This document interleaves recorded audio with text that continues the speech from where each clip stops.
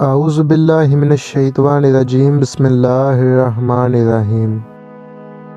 مدینہ کی ایک جانب ایک چھوٹا سا گھر تھا جس میں ایک نابینا بوڑھی عورت رہتی تھی، جس کے پاس ایک ڈول، ایک بکری اور کھجور کے پتوں سے بنی چٹائی کے سوا دنیا کا اور کچھ سامان نہیں تھا۔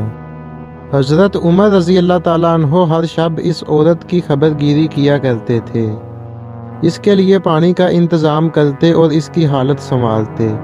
اس بات کو ایک عرصہ بیت گیا۔ ایک دن حضرت عمر رضی اللہ تعالیٰ عنہ اس کے گھر تشریف لے کر گئے تو دیکھا کہ ہر چیز باسلیقہ اور ترتیب کے ساتھ رکھی ہوئی ہے۔ فوراً سمجھ گئے کہ ضرور ان سے پہلے کوئی شخص آیا ہوگا جس نے سارا کام درست کر دیا۔ اس کے بعد آپ رضی اللہ تعالیٰ عنہ کئی بار آئے اور ہر مرتبہ دیکھتے کوئی شخص ان سے پہلے آ کر گھر کا کام کر جاتا ہے اور گھر کی صفائی وغیرہ کر جاتا ہے۔ ایک دن حضرت عمر رضی اللہ تعالیٰ عنہ یہ معلوم کرنے کے لیے کہ آخر کون ان سے پہلے آ کر سارے کام کر جاتا ہے، گھر کے قریب کسی کونے میں چھپ گئے۔ اچانک ایک آدمی کو گھر کے قریب آتے دیکھا۔ اس نے دروازہ کھٹکھٹایا، پھر اندر چلا گیا۔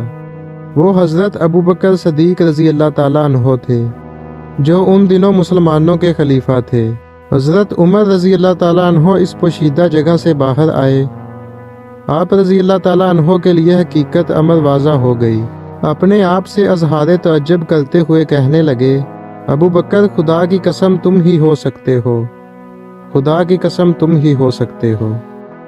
ویڈیو کو لائک کیجیے، اپنے دوستوں کے ساتھ شیئر کیجیے اور مزید اس طرح کی ویڈیوز دیکھنے کے لیے ہمارے چینل کو سبسکرائب کریں۔ تو چلو دوستوں، ملتے ہیں نیکسٹ ویڈیو میں۔ اپنا خیال رکھیے گا۔ اللہ حافظ۔